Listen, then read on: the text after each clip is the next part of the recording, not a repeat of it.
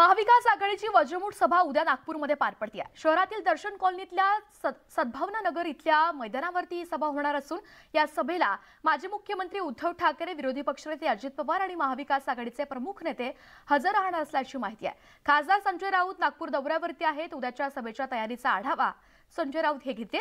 याच पार्श्वभूमीवरती संजय राऊतांनी राष्ट्रवादीचे नेते अनिल देशमुखांची सुद्धा भेट घेतली आहे। तर भाजपच्या बालेकिल्ल्यात होणाऱ्या या मबियाच्या वज्रमूठ सभेकडे सर्वांचंच लक्ष लागलंय।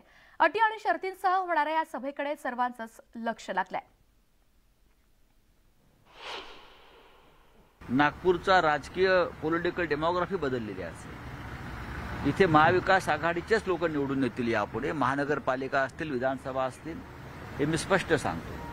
तयारी म्हणाल तुम्ही सभेची तयारी जोरात आणि जय्यत आहे।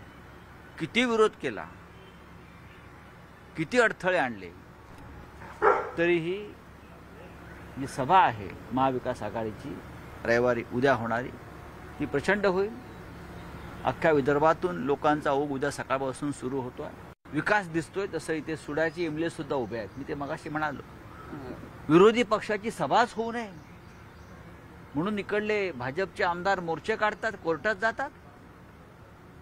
नागपूर असं कधीच नव्हतं। अशा पद्धतीनं नागपूरचं वातावरण आणि हवा कधी खराब झाली नव्हती।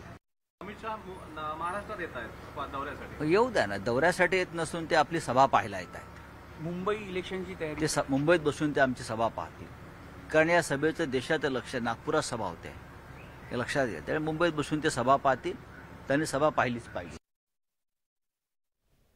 केंद्रीय गृहमंत्री अमित शहा आज रात्री मुंबईमध्ये येणार आहेत। या दौऱ्यामध्ये शहा निवडणुकांच्या तयारीसाठी विशेष बैठका घेतील। आगामी निवडणुकांच्या रणनीतीसह राज्यातील महत्त्वाच्या राजकीय घडामोडींचा ते आढावा घेतील। संध्याकाळी सह्याद्री अतिथीगृहावर मुख्यमंत्री एकनाथ शिंदे आणि उपमुख्यमंत्री देवेंद्र फडणवीसांबरोबर चर्चा करणार असून प्रदेशाध्यक्ष चंद्रशेखर बावनकुळेंसह सुकाणू समिती सदस्यांची सुद्धा स्वतंत्र बैठक ते घेतील।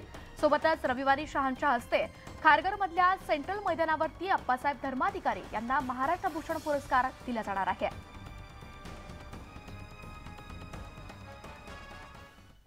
मुख्यमंत्री